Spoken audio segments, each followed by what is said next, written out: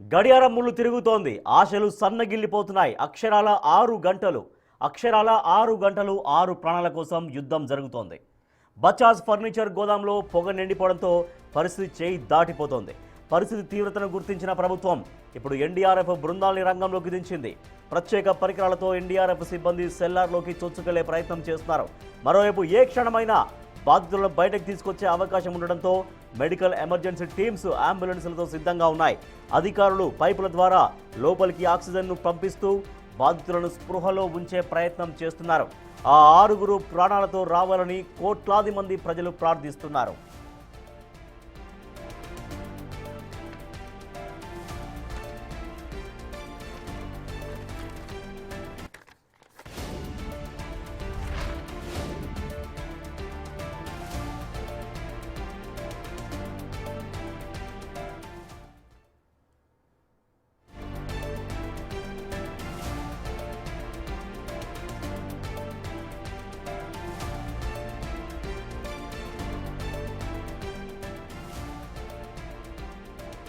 అగ్ని ప్రమాదం వద్ద రెస్క్యూ ఆపరేషన్ కొనసాగిస్తున్నారు. 6 ప్రాణాల కోసం దాదాపుగా 6 గంటలుగా విపరీతంగా శ్రమిస్తున్నారు. ఎన్డీఆర్ఎఫ్ బృందాలు కూడా రంగంలోకి దిగాయి.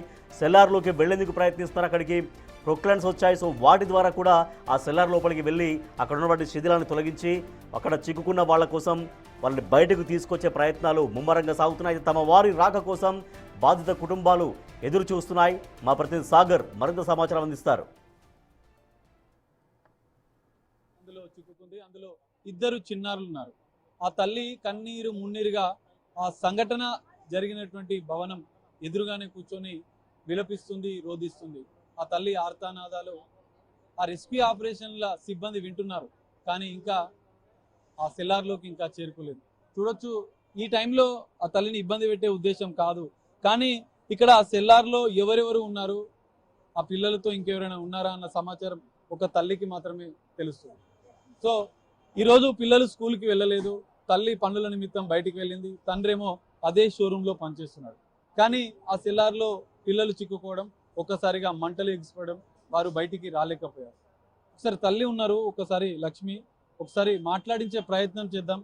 ఆమెను ఇబ్బంది పెట్టే ఉద్దేశం కాదు. అమ్మ, అసలు మీ పిల్లలు ఈరోజు స్కూల్కి వెళ్ళలేదా? నేను పంపించలేదు అసలు స్కూల్కి. నేను ఏం పేరమ్మా ఇద్దరు పిల్లలు? ప్రణీత్, అఖిలు. ఇద్దరే ఉన్నారా అమ్మ లోపల? ఇద్దరే ఉన్నారు. నా పిల్లలు నాకు కావాలి. మీ భర్త ఏం చేస్తాడమ్మా? ఇందులో డ్యూటీ చేస్తాడు, నేను ఇళ్ళలో పని చేస్తాను. మీరు బయటికి వెళ్ళిపోయాక పిల్లలతో పాటు ఎవరైనా ఉంటారా? ఇంకొక అమ్మాయి వాచ్మెన్ అమ్మ ఉంటుంది. వాళ్ళిద్దరు 3 ఉన్నారంట, ఇంకిద్దరు పోయిరంట పిల్లలు తీసుకొద్దామని. ఒకటే సెల్లార్ ఉంటుందా అమ్మ? 2 ఇంకోటి ఉంటది కింద, అది కాక ఇంకోటి కింద ఉంటది. మీ రూము వాచ్మెన్ రూమ్ అంటే మీరు ఉండే ఇల్లు కూడా సెల్లార్లోనే ఉంది? సెల్లార్లో. పిల్లలు పొద్దున మీరు వెళ్ళేటప్పుడు అంటే ఎక్కడ లోపలనే ఉండే. చిన్నోడు ఒక్కడు తింటున్నాడు, పెద్దోడు పైకి పతంగ ఎర్నికని పోయిండు. నాకు పెద్దోడు కాని వాళ్ళ పొద్దునైతే చెప్పే పోయినా, తినూరు నాన్న బ్రష్ వేసుకొని తినూరు, నేను పోతుందంటే సరే మమ్మీ అని అన్నారు. అయితే నేను మళ్ళీ ఇంటికి వచ్చిన 12:30కేమో వచ్చిన. చిన్నోడు ఒక్కడు జామకాయ కోసుకొని తింటుండు. తిను మమ్మీ అని నాకు కూడా ఇచ్చిండు. పెద్దోడు పైన పతంగ ఎర్నికని పోయిండు. మళ్ళీ కిందికి వచ్చిందంట, నేను చూడలేవాడినిగా. తర్వాత మళ్ళీ మీరు పనికి అయినా నేను.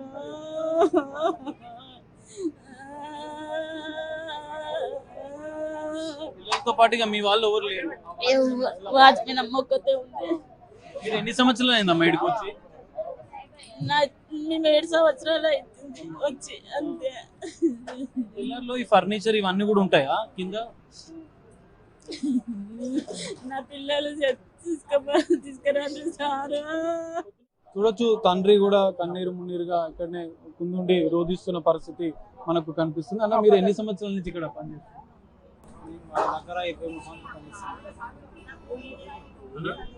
మన దగ్గర 20 కేసులు పనిచేస్తాం. సెల్లార్లో అంటే మంటలు వచ్చినప్పుడు మీరు ఇందులోనే లోపలనే ఉండేది? ఇందేనన్నారు బయట షాప్లో ఫోన్ చేసి వచ్చి చూసిన కదా ఏమంటారు ఎక్కువ ఇప్పుడు కొన్ని రాలేదు వాళ్ళు లోపల ఈ పిల్లలతో పాటు ఇంకా ముగ్గురు నలుగురు ఉన్నారు. పిల్లలు తీసుకురానికి ఇద్దరు వెళ్ళి అప్పుడే మీకు ఎప్పుడు తెలిసిందన్న అసలు ఇది జరిగిందని చెప్పి? అంటుకున్న ఒక 10 నిమిషాలు అనుకో ట్రై చేసిన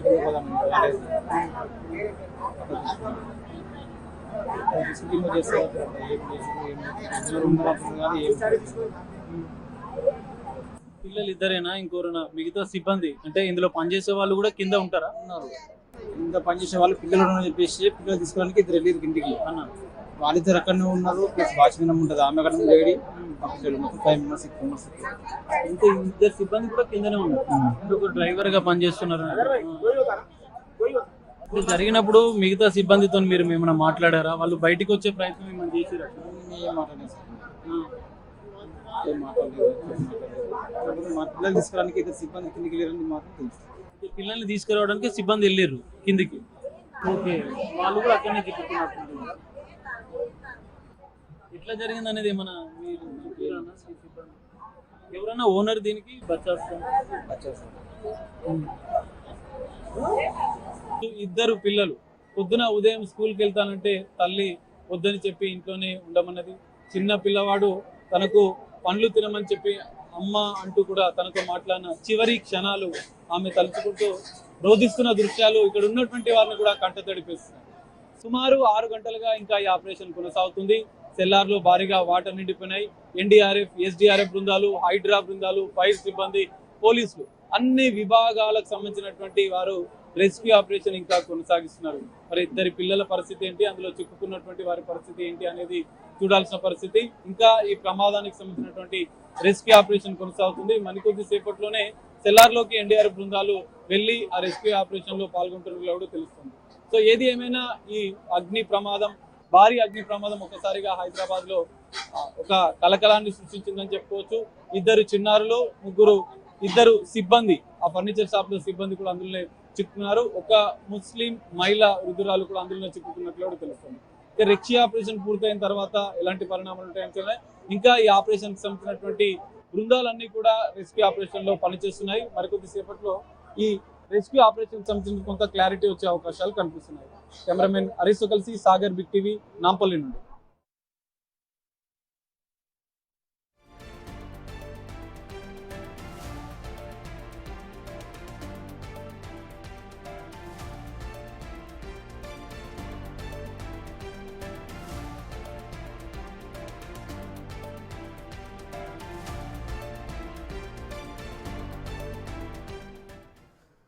నాంపల్లి బజాజ్ ఫర్నిచర్ గోదాంలో జరుగుతున్న ప్రాణ సంకటం పైన రాష్ట్ర మానవ హక్కుల సంఘంలో ఫిర్యాదు నమోదైంది.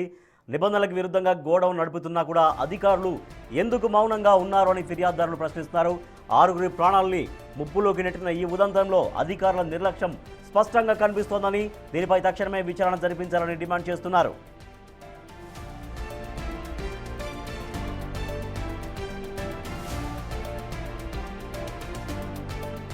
నాంపల్లి బజాజ్ ఫర్నిచర్ గోదాంలో ఇవాళ మధ్యాహ్నం జరిగినటువంటి ఘోర అగ్ని ప్రమాదం జరిగింది. దీంట్లో 6 చిక్కున్నారు. దాంట్లో 2 చిన్నారులు, వాచ్మెన్ పిల్లలు 2 సహా ఇంకా 4 ఉన్నారు.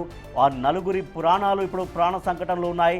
దాదాపుగా 7 గంటలకు పైగా 7 గంటలు కావస్తోంది సుమారుగా అగ్ని ప్రమాదం జరిగి. అప్పటి నుంచి సహాయక చర్యలు కొనసాగిస్తూనే ఉన్నారు. అనేక రెస్క్యూ బృందాలు రంగంలోకి దిగాయి. అయినప్పటికీ కూడా ఇంకా పూర్తి స్థాయిలో వాళ్ళని చేరుకోలేకపోయారు. లోపల వాళ్ళందరూ ప్రాణాలతో తిరిగి రావాలి అని బిగ్ టీవీ ఆకాంక్షిస్తోంది. దాంట్లో 2 చిన్నారులు ఉన్నారు.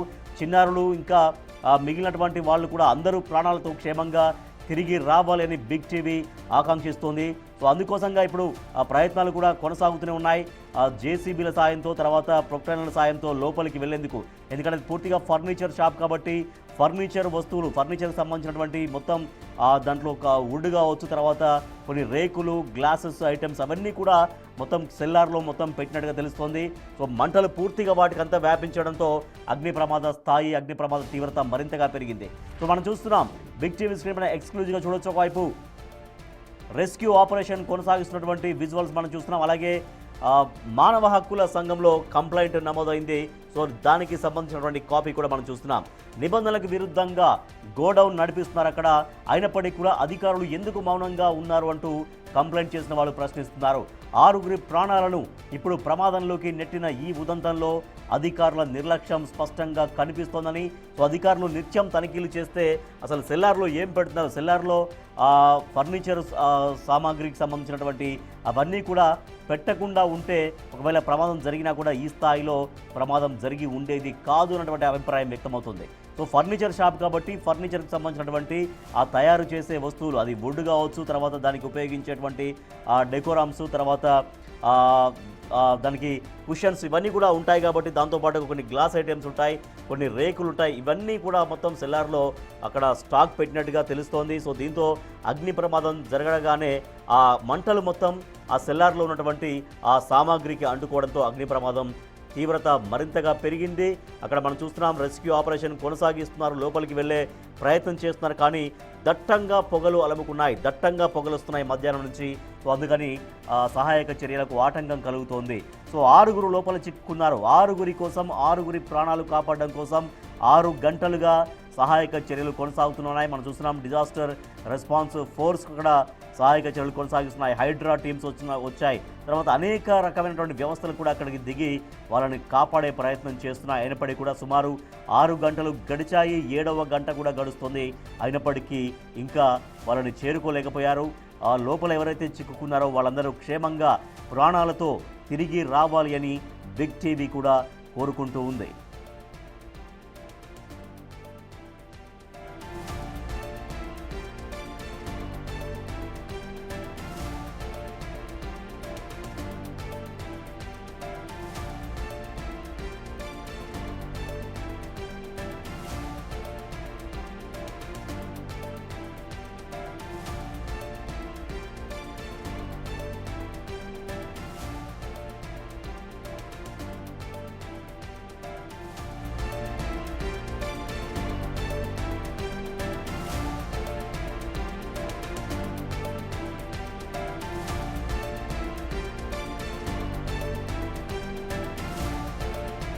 ఎస్ 6 ప్రాణాల కోసం 6 గంటలుగా రెస్క్యూ ఆపరేషన్ కొనసాగుతూనే ఉంది.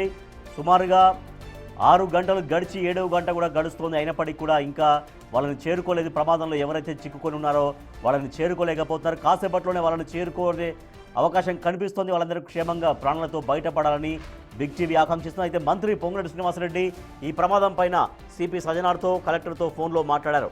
ప్రస్తుత పరిస్థితి ఎట్లా ఉందనే దానిపైన అడిగి తెలుసుకున్నారు. సెల్లార్లో ఇంకా 3 చిక్కుకొని ఉన్నారని, వారిని రక్షించేందుకు చేత విధాలా ప్రయత్నిస్తున్నామని సిపి మంత్రికి వివరించారు.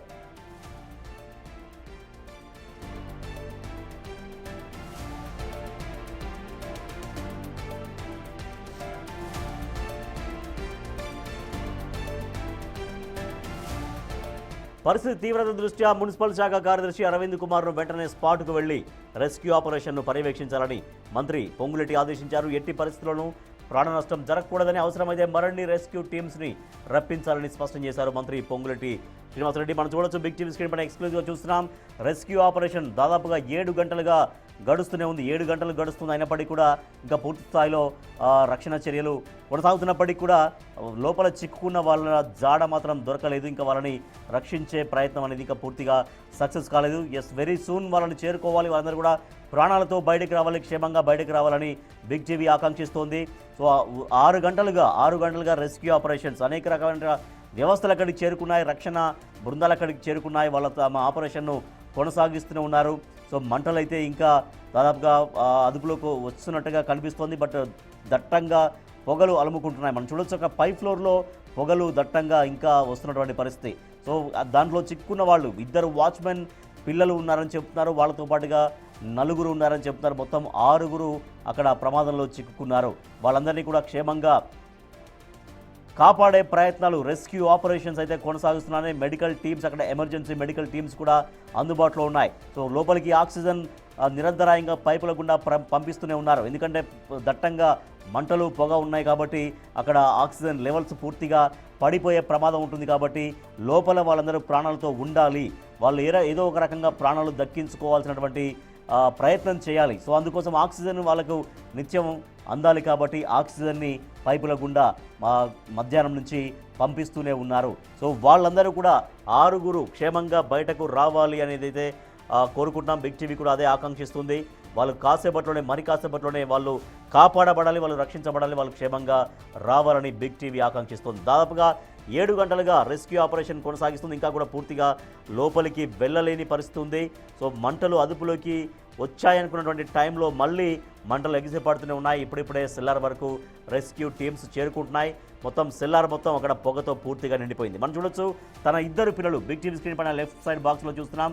తన 2 పిల్లలు మంటల్లో చిక్కుకొని ఉన్నారు. ఇవాళ వాళ్ళు స్కూల్కి వెళ్ళలేదు, లోపలికి వెళ్ళారు. లోపలికి వెళ్ళి వాళ్ళ నాన్నతో అంటే వాళ్ళ తండ్రితో అక్కడే ఉన్నారు అని చెప్తున్నారు. కాబట్టి ఆ పిల్లలు 2 కూడా అక్కడే చిక్కుకున్నారంటూ కన్నీరు మున్నీరుగా తల్లి రోధిస్తున్నటువంటి పరిస్థితి మనం చూస్తున్నాం. సో వాళ్ళిద్దరు ప్రణీత్ అండ్ అఖిల్ ఇద్దరు తమ పిల్లలు వాళ్ళిద్దరూ మంటల్లో చిక్కుకొని ఉన్నారు అంటూ వాళ్ళని కాపాడండి అంటూ చాలా దీనంగా రోధిస్తున్నటువంటి తల్లి విజువల్స్ మనం చూస్తున్నాం. మరోపక్క అక్కడ రెస్క్యూ ఆపరేషన్ కొనసాగిస్తున్నారు. అక్కడ లోపల ఉన్నటువంటి అవన్నీ కూడా కట్ చేస్తూ లోపలికి వెళ్ళే ప్రయత్నం జరుగుతోంది. అక్కడ ఫర్నిచర్ కాబట్టి మొత్తం సెల్లార్ మొత్తం ఆ కింద ఫర్నిచర్తో అంతా ఆ సామాగ్రి అంతా నిండిపోవడంతో మంటలు దట్టంగా అలముకున్నాయి. సో వాటిని అన్నింటినీ కూడా క్లియర్ చేసే ప్రయత్నం జరుగుతూ ఉంది. లోపలికి వెళ్ళే ప్రయత్నం జరుగుతుంది. వాళ్ళందరినీ కూడా 6 ప్రాణాలతో బయటకు రక్షించే ప్రయత్నం అనేది కంటిన్యూస్గా కొనసాగుతూనే ఉంది.